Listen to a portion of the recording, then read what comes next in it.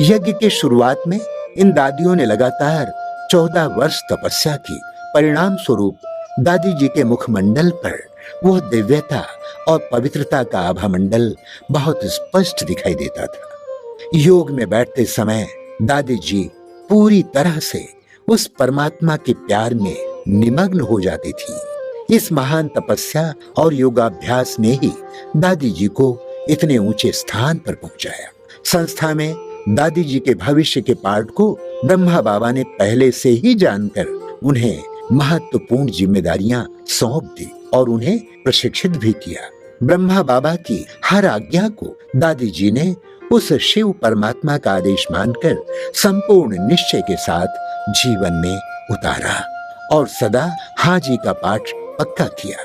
इसी विशेष गुण ने दादी जी को बुलंदियों तक पहुंचाया। 1954 में ब्रह्मा बाबा ने जापान में हुए द्वितीय विश्व धर्म सम्मेलन में संस्था की ओर से 3 सदस्यीय प्रतिनिधि मंडल भेजा। उसमें दादी प्रकाश मणि जी, दादी रतन मोहिनी जी और आनंद किशोर दादा भी थे। इस प्रतिनिधि मंडल का नेतृत्व दादी प्रकाश मणि जी ने ही किया। वहां आपने बहुत अच्छी तरह से सेवाएं की और ईश्वरीय संदेश देकर वापस भारत आए।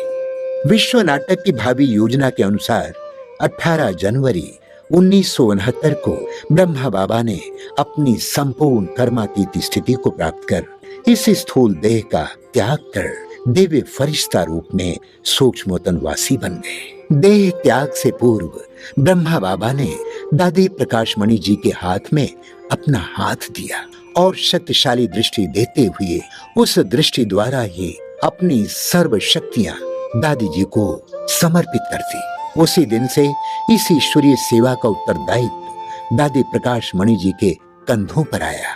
प्रारंभ से ही दादी जी बहुत ही आज्ञाकारी थी, इसलिए दिल से सेवा की जिम्मेदारियों को आपने स्वीकार किया।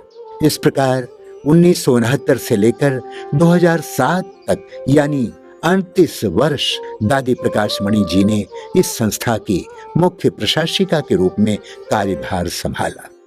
ब्रह्मा बाबा के कदम पर कदम रखते हुए अन्य सभी दादियों के सहयोग से इस संस्था को एक छोटे से पौधे से इतना विशाल वट वृक्ष बना दिया।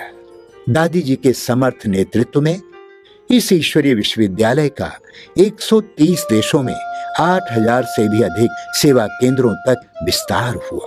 5000 से भी अधिक समर्पित शिक्षिका बहनों को तैयार करने में दादी जी सफल रही।